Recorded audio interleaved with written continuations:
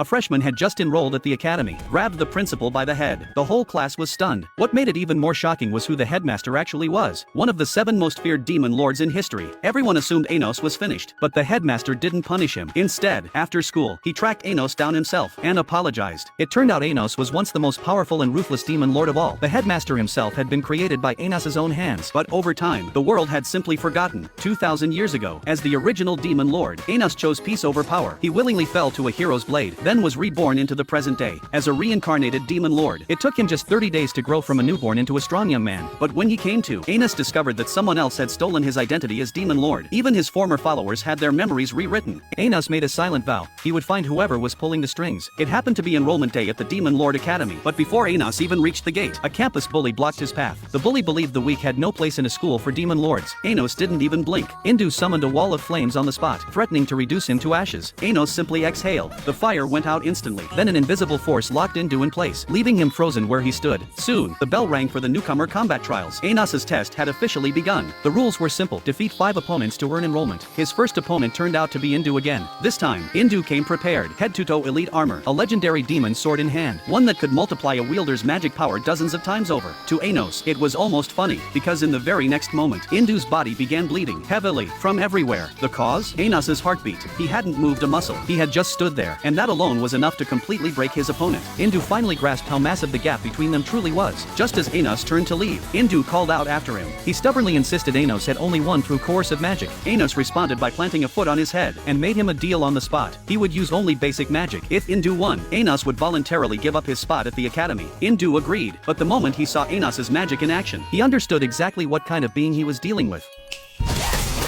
And it wasn't over yet. Anos pressed a single drop of blood from his fingertip and brought the already dead Indu back to life. After all, he needed to hear the surrender in person. Before Indu could even process what had happened, Anos snapped his fingers again. Dead, then alive again. Over and over. Killed in an instant, with no way out. Finally, Indu dropped to his knees and bowed his head in defeat. Every bit of it was watched in silence by a pair of eyes hidden in the shadows. In the magic power assessment that followed, most new students scored pretty average numbers. But one girl, Misha, registered a staggering 10,000. When it was Anos's turn, the crystal orb used for testing simply shattered under the overflow of his power. The final reading, 0. The others laughed. Misha didn't. She had eyes that could see through magic to its true form, and what she sensed inside Anos was something terrifying.